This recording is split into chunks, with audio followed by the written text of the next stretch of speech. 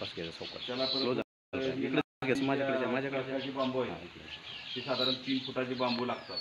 एका बेडला साधारण 16 म्हणजे आयुष्य त्या काट्यांचं कुजणार नाहीत किंवा मोडणार नाहीत, याचं लाईफ वाढवून मिळणार. हे जे बेड आहेत ते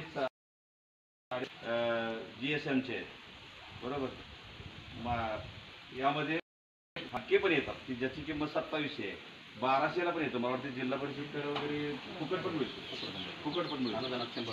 हां, परंतु त्याचं टिकणं पण तसं आहे जसं आपल्या अंगातली कपडे नाही का, 100 रुपयाला पण आहे, 1000 रुपयाला पण आहे. तसा पद्धतीचं काय करायचं असेल तर चांगलं वापरलं पाहिजे. कमीत कमी याचं लाईफ आपल्याला 7 ते 10 वर्ष मिळू शकतं, म्हणून आम्ही हे निवडलं होतं. आता ही जमिनीचा उतार घेतला करून ते ह्यानं बडवण्यानं वगैरे किंवा कशानं तरी धुमसनं आपलं क्लीन करून घेतलं पाहिजे. जर ह्याच्या खाली असं काय टोचेल असं बेडला म्हणजे काय म्हणा किंवा काय काट किंवा असलं जर काय असलं तर ती टोचणार का, म्हणून ती त्याची काळजी घ्यायची आहे. बारीक वाळू म्हणा टाकली आम्ही आता ह्याच्यावर ती टाकली पाहिजे. एकदम बेड प्लेन ठेवायचा, अशा टोच केलेली असती तर डायरेक्ट मारले तरी बांबू जातात जमिनीत. आणि झालं त्याच्यावरती बेड बसवायचा. बसवल्यानंतर पहिली प्रोसिजर काय त्याची, तर आता आम्ही यात नारळाची केसर वापरतो. का वापरतोय तर नारळाच्या केसरामध्ये आपल्याला साधारण गांडुळांचं प्रमाण वाढून मिळतं. ते कसं मिळतं ते सांगतो तुम्हाला. गांडूळ हा साधारण 12 ते 15 दिवसानं त्याचा प्रजनन काळ आहे गांडुळाचा. म्हणजे दर 12-15 दिवसानं ती त्याची अंडी पिल्ली तयार करतो, नवीन पुढची पिढी त्याची.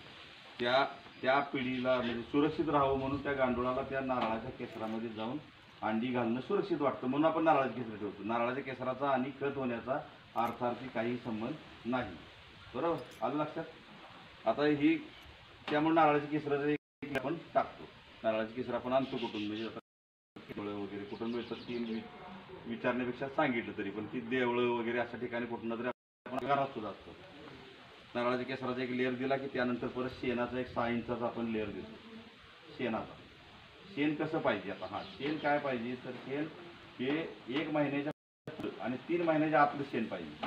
तुम्ही 6 महिन्याच्या पुढचं शेण घ्याल तर त्याचं कंपोस्ट झालेलं असतं, कुजलेलं असतं ते शेण, त्याचा गांडुळाला काही उपयोग होत नाही. त्यामुळे असलं शेण वापरायचं नाही आहे, तर त्या गांडूळ मारणार करायचं. म्हणून 1 महिन्याच्या पुढचं आणि 3 महिन्याच्या वापरलं जातं.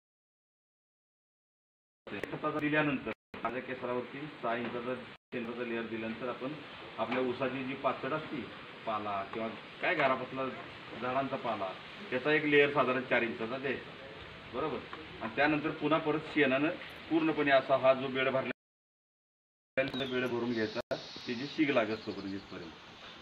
यात एक महत्त्वाचं सांगायचं राहिलं, ही जी पाईप आहे ती पाईप आपण काय केली, ही एक 8-10 फुटाची पाईप आहे अशी बरोबर. 2.5 इंचाची पाईप आहे, त्याला एल्बो टाकून असं वरती घेतलं म्हणजे एल आकारात हा पाईप तयार केला. त्या पाईपला जागोजागी छिद्र पाडले पाडले आणि छिद्र पाडून त्याच्यावरती शेडनेट बांधले किंवा गुंडाळले किंवा त्याला अशी खोळ करून घातली. त्यामध्ये गांडूळ आत जाऊ नये म्हणून ती खोळ घातली आहे. आणि त्यातला शेणातला जो अमोनियम नायट्रेट गॅस आहे तो बाहेर पडला पाहिजे. शेण गार करण्यासाठी त्याचा चांगली मदत होती म्हणून आपण त्याला खोलं पाडले. त्यामुळं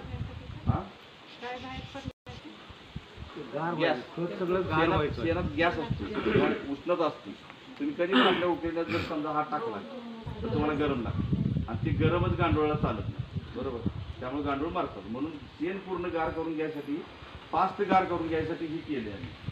त्यात पाईप घेतलाय, पाईपला छिद्र पाडलेत आणि त्याला शेडनेट गुंडाळले आणि तो त्यामध्ये ठेवलाय. कधी ठेवलाय तर त्या शेणाचा पहिला लेअर झाला, पहिला नारळाचा केसर, त्यानंतर 6 इंचाचा शेणाचा लेअर, त्यावरती तो असा पाईप ठेवलाय आणि परत शेणानं पूर्ण पाला घालून शेणानं पूर्ण भरून घेतलं.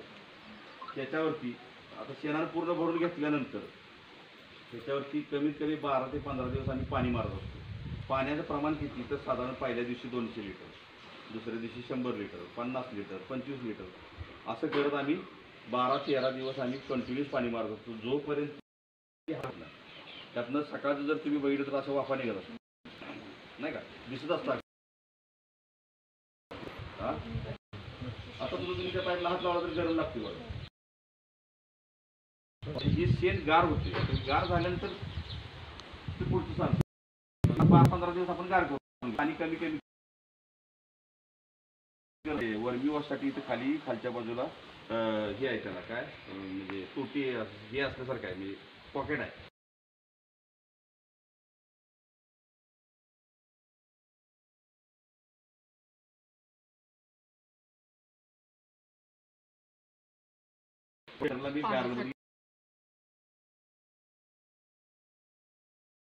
मी दाखवतो तिथं गार्डनमध्ये जाते ते दाखवतो. तर हे पाणी म्हणजे जे बरोबर का हा नाही एवढा 2.5 इंचाच्या पाईप आहे. 2.5 इंचाच्या 2 इंचाच्या पाईपा चालतात म्हणजे मोठं पाईप म्हणजे त्या साईजचीच पाईप आहे पाणी. हा आता हे पाणी तिकडे जात असते बरोबर. दुसऱ्या ह्याच्यावरती हे शेण गार झालं म्हणजे 12-15 दिवसानंतर शेण गार झाल्यानंतर मग गांडूळ आपण ह्याच्यावरती 2 ते 3 किलो कमीत कमी 2 किलो जास्तीत जास्त 3-4 किलो पण सोडले तर चालतात.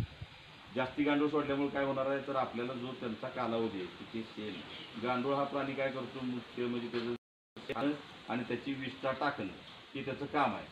त्यानं विष्ठा टाकली म्हणजेच तेच गांडूळ करतो. ओके कळलं सगळ्यांना. आता हा कालावधी कमी करण्यासाठी आपण 2 किलो ते 4 किलो आपण टाकू शकतो. जर 4 किलो टाकले तर समजा आपल्याला 2-3 महिने लागणार असतील आणि 4 किलो टाकल्यानंतर काय होईल ते 2 महिन्यातच बेड तयार होईल म्हणजे खत तयार होईल त्या पूर्ण बेडचं खत तयार होईल बरोबर आलं लक्षात. आता ह्यानंतर काय दुसरा विषय हे खत नाही टाकलेलं अजून हे अजून गार करायचं चालू. ह्यामध्ये गांडूळ टाकले आता हे साधारण 2 महिन्याच्या पुढे गेले. आता हे खत तयार होत आले. आता यानंतरची प्रोसिजर की खताचा जसा जसा वरचा लेअर तयार होईल एक जसं ते आपण काय करतो बायका माणसांच्याकडनं किंवा गाड्यांच्याकडनं एका जागी असे ढीग टाकत येतो आणि ते ढीग बाहेर काढायचे आणि इथं पसरायचे म्हणजे काय होतं ते सुकलं पाहिजे.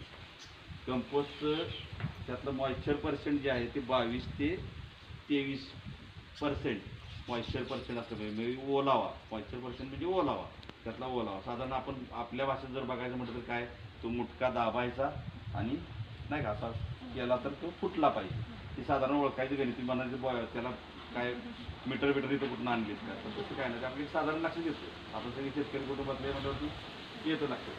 अशा पद्धतीने ते आम्ही बघतो आणि आमचं ते आता लेबरना पण ते समजत आले आजपर्यंत ते करतात तेच काम करल्यामुळे त्यांना पण कळतं. मग ते अशा पद्धतीने इथं सुकवायचं सुकवलं की चाळ्यावर घ्यायचं आणि चाळून झालं की हे आत असं लावायचं. आणि जसे समजा शेतकरी आता मी काय करतो हे कमर्शियल बेसिस केले म्हणजे मी माझ्या शेतीला वापरून प्लस इतर शेतकऱ्यांना मी देऊ शकतो. माझ्याकडे साधारण हे 300 ते 400 टन वर्षाला तयार होते. 100 बेड आहेत माझ्याकडे. मग हे त्यामुळे मी काय करतो तर इतर शेतकऱ्यांना पण देतो. शेतीपूरक व्यवसाय मला काय तर डोक्यात घ्यायचं होतं म्हणजे घेतला मी विकतो. ते खत साधारण 12 ते 10 रुपये किलो या बेसमध्ये कुठंतरी आपण ते शेतकरी विकत असतो. तर शेणाचे दर आपल्याकडे वाढल्यामुळे आपण ह्या बेसवरती विकतो. त्यातलं मग या बेडमध्ये ही बेडची साईज पण लिहून घ्या. साईज लिहून घ्या. साईज म्हणजे साईज असते 4 फूट बाय 12 फूट. 12 फूट लांब आहे 4 फूट रुंद आहे आणि उंची त्याची 2 फूट आहे. उंची 2 फूट आहे. 12 बाय 4 12-4-2 12-4-2 ह्या साईज त्याला उतार आहे 6 इंचाचा उतार ठेवायचा आहे. आता तर कसं केलं तर सगळ्याचं वरबी एका ठिकाणी केले एकत्रित करून एका आता वर्मी वॉश जे आहे ते कसं निघते तुम्हाला दाखवतो. या दाखवी या 15 दिवस ते गांडूळ गार झाल्यावर सोडता येतं. थोडीशी वाफ येते म्हणजे गार होत आले.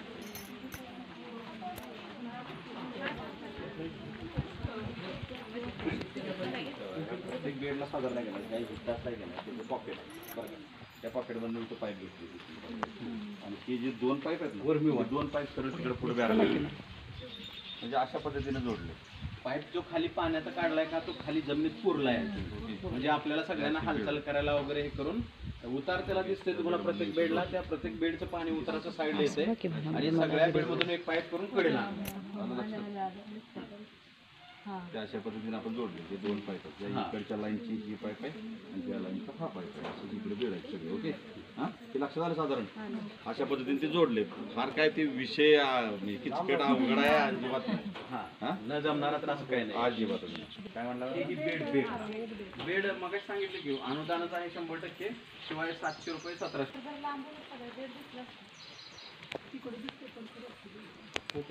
लांब नको काढता.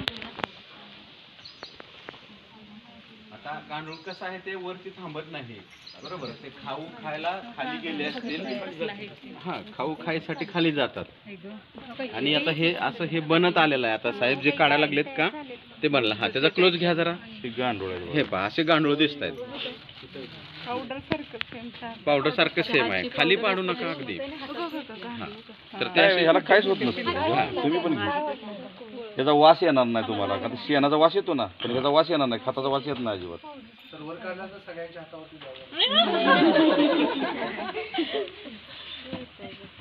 प्रोडक्ट बनवायचंय आपलं आताच असं केलं तर कसं होईल चकल्यासारखं. तर बघा गांडूळ ते वळवळ काढले बघा साहेबांच्या हातामध्ये. बघा तुम्ही ते ह्या टाईपचे गांडूळ आहेत. तर ह्या गांडूळ आहेत. तर साधारणतः सांगितलं की 2 किलो 3 किलो एका बेडमध्ये टाकतोय आपण. सगळे आपण गांडूळ हा याची एक जात लिहून घ्या. ही ऑस्ट्रेलियन जाती जी आहेत आयसेनिया फॅटिडा. आयसेनिया फॅटिडिया वापरली आहे. आणि एका बेडमध्ये 2 किलो टाकलेत ना साहेब. एका बेडमध्ये 2 किलो टाकतोय आपण. 2 ते 3 किलो 2-3 किलो टाकलेलं आहे. 2-3 किलो नंतर टाकले. जेवढं आपल्याला फास्ट पाहिजे तेवढं आपण प्रमाणात गांडूळ सोडू शकतो. हा गांडुळाची किंमत जवळजवळ 300 रुपये किलो आहे. 300 रुपये किलोने मिळते. आणि कोणाकडे मिळते हे? 300 किलो. कुठून घेता? आता काय होतं माहिती आहे का, त्या आपल्या गवारीसारखं आहे ते वेचायला लागतं. ते म्हणजे त्या बायकांचा पगार तिथं येतं. याच्यापेक्षा काय विषय नाही.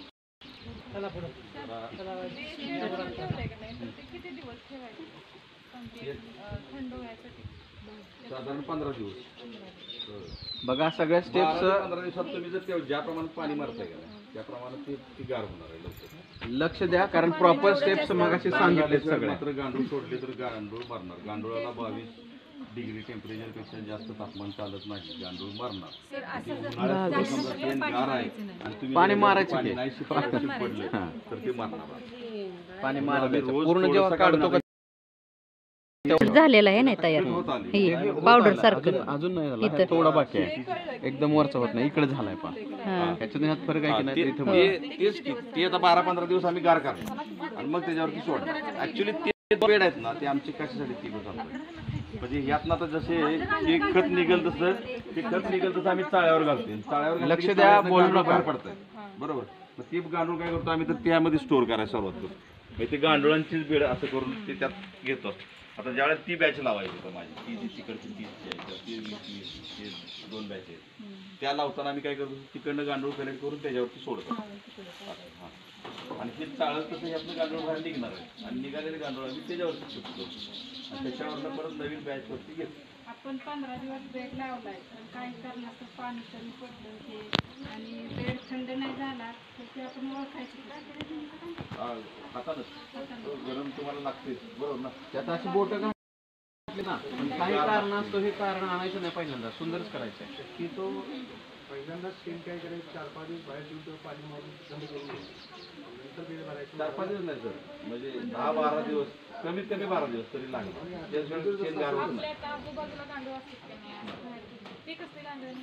ते म्हणजे कसं आहे ती आपली लोकल व्हरायटी कशा असतात आपल्याकडे समजा त्याचं हे आयसीने का वापरले ते सांगतो. त्या गांडुळांचं म्हणजे काय शेण खाण्याचं प्रमाण हे जवळजवळ 300 ग्रॅम ते 500 ग्रॅम पर्यंत पर डे. जास्त शेण खातो जास्त विस्तार देतो. आपल्याला काय करायचं आहे गांडूळ खत जास्त करायचं आहे, फास्ट करायचं आहे, कमी वेळेत जास्त करायचं आहे. तर त्यासाठी ती वापरते. त्याचं ते प्रमाण तसं आहे. जसं की आपण जर्सी गाय आणली का आणली बरोबर ना. दुसरा काय त्याचा उपयोग काय असं काय विषय आहे काय हेच त्याचा फरक. हे म्हणजे आता ती काय तर ब्रीड आहे त्यांचं त्यांनी ते आयसीने फॅक्टरीला केलंय तर ह्यातलं त्या गांडुळाचं महत्त्वच ते आहे की त्यामुळे ते आपण टाकली. आता ती देशी जी गांडूळ आपण समजा ती कमी प्रमाणात. दुसरी गोष्ट गांडूळ हा प्राणी 2 फुटातच फिरत असतो. तो जास्त खाली जमिनीत जात नसतो. गांडुळाचे म्हणजे वैशिष्ट्य पण ती एक असतं की तो 2 फुटच जमिनीत खाली वरती जातो. त्यामुळे ह्याची उंची 2च फूट आहे. यामधून आता हे खत आपण शेतकऱ्यांना वापरला का म्हणतो यामुळे ह्याच्यामुळे शेतीचा कर्ब सुधारणार आहे, शेतीची सुपीकता वाढणार आहे. परत दुसरी गोष्ट गांडूळ खत हे जमिनीला किंवा कोणत्याही पिकाला लवकर अप्लाय होतं. अप्लाय म्हणजे लागतं म्हणजे आपण खत लागलं पाहिजे तर ते खत लागतं. हे शेणखताचं काय होतं तर शेणखत एक डिकम्पोज झालेलंच नसतं. शेतकरी तो रानात टाकतो आजपर्यंत आबाद ज्यांच्यापासून करतोय तसंच करतोय असं तो सांगतो. पण त्या शेणखताचा उपयोग काय होतो का तर नाही. शेणखतातनं तोटे कुठले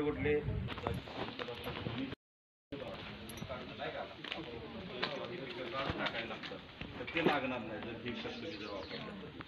परत तिसरा फायदा काय तर म्हणलं की शेणखत लगेच लागत नाही. बुरशी हुमणी परत यामधनं तणांचं प्रमाण हे कमी होणार आहे रानात. आणि शेणखतातनं काय होणार आहे तर तण येणार आहे. कुठल्या वेगवेगळ्या प्रकारचं तण येतं. शेतकऱ्याचा भांगरणीचा खर्च वाढतच जातो, कमी होतो. त्यामधनं जर तुम्ही 3-4 वर्ष जर केलं असं हेच टाकत राहिला तर शेतीचा आपला म्हणजे गल्लीचा जो खर्च आहे तो कमी होत जाणार. म्हणजे शेतकऱ्याला फायदाच तिथं होणार आहे.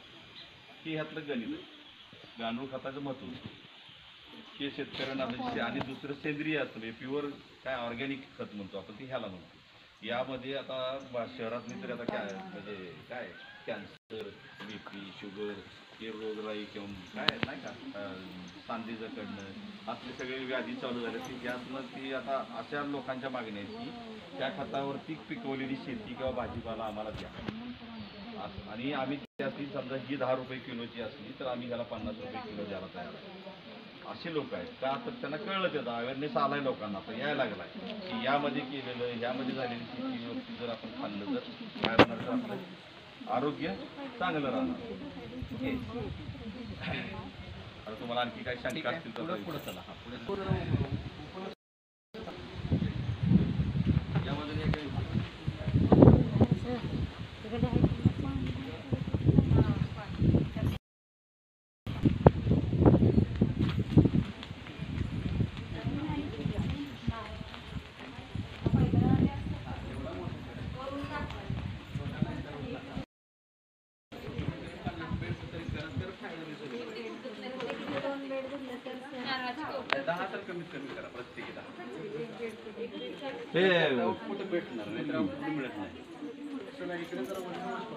बघा वर्मी वॉश इथं सगळ्या बेडचं एकत्र केलंय. पाईप आणली इथं लावली.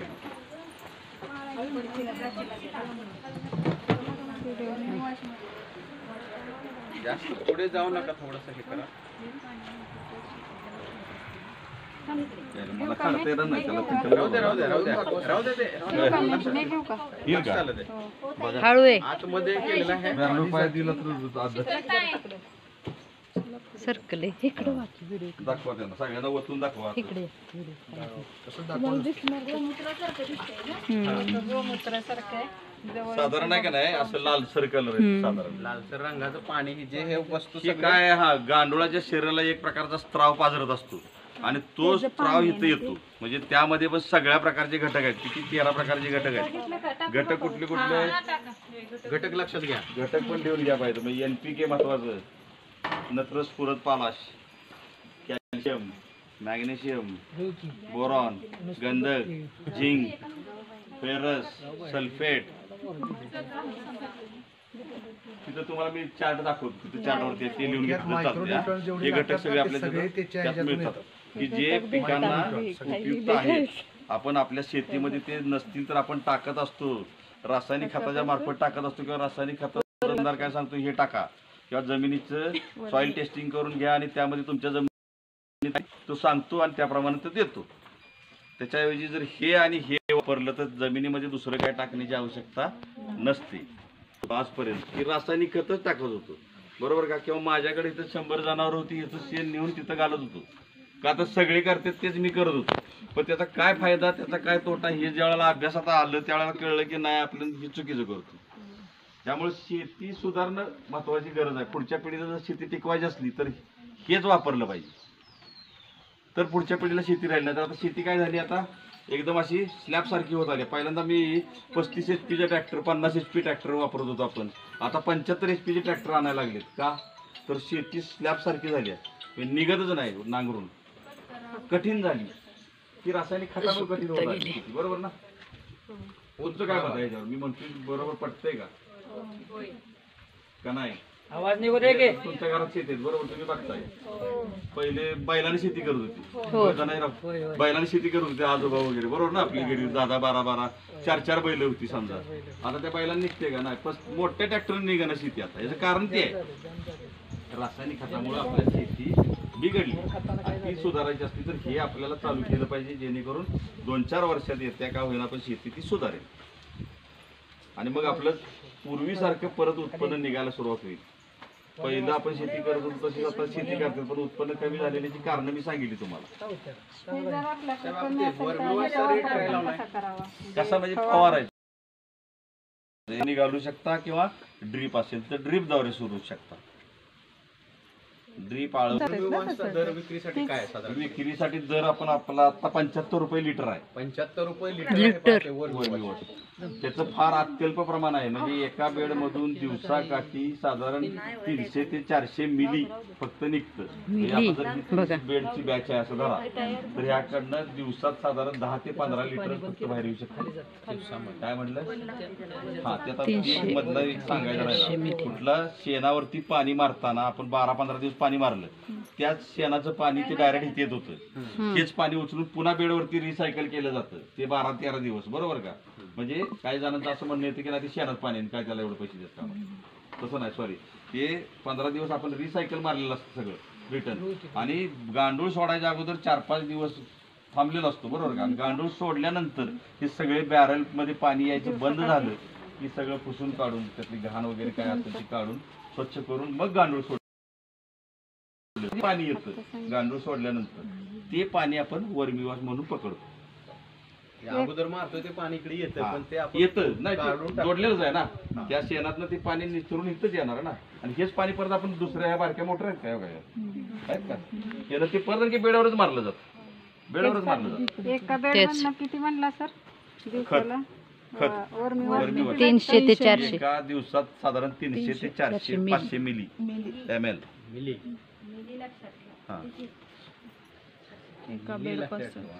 हा, साधारण 2 किलो माझ्या हिशोबानं आता, म्हणजे आमच्या अनुभवातून 2 किलो ते 4 किलो जर गांडूळ सोडले तर 2.5 ते 3 महिन्याचा कालावधी लागतो हा बेडचं रूपांतर पूर्ण गांडूळ खतात होण्यासाठी. 2.5 ते 3. 2.5 ते 3 महिने म्हणजे 90 दिवस. 90 दिवस. ओके. त्या पत्र्याऐवजी शेडनेट टाकलं तरी चालतंय ना वरती? हा, आता शेडनेट नाही चालणार. का सांगतो? शेडनेट म्हणजे आपल्याकडे पावसाच्या वेळेला आपण ते परत अडचणीचं ठरणार. काही लोक म्हणतात की नाही मी शेडनेट टाकतो किंवा झाडाखाली करतो, नाही का? दुसरी गोष्ट जरासं बंदिस्त पाहिजे. ह्याला काय दमवते ती सांगतो. उंदीर आणि मुंगूस ही आपले जागदी जवळचे मित्र आहेत, आपल्या सगळ्यांच्या घरापाशी आहेत. ती दमवते. ते काय करतात ते गांडूळ खातं उकरून. त्यामुळे त्या दोघांना जपायला लागते. पण जाळी मारलेली आमची होती आणायची, पण मारली पाहिजे जर नसली तर, आणि त्याचा बंदोबस्त ठेवला पाहिजे. तिसरा विषय की ह्यामध्ये दुसरं कुठलंही मुंग्या जरी लागल्या तरी आपल्याला दुसरं कुठलंही केमिकल मारता येत नाही किंवा रासायनिक खत फवारता येत नाही. ह्याच्यात BSC पावडर सुद्धा टाकता येत नाही. ह्याला म्हणतो गोठ्यावरनं, आणि ते गोमूत्रच टाकायचं त्या मुंग्या झाल्या तर. त्या मुंग्या गोमूत्र टाकल्यानंतर जातात.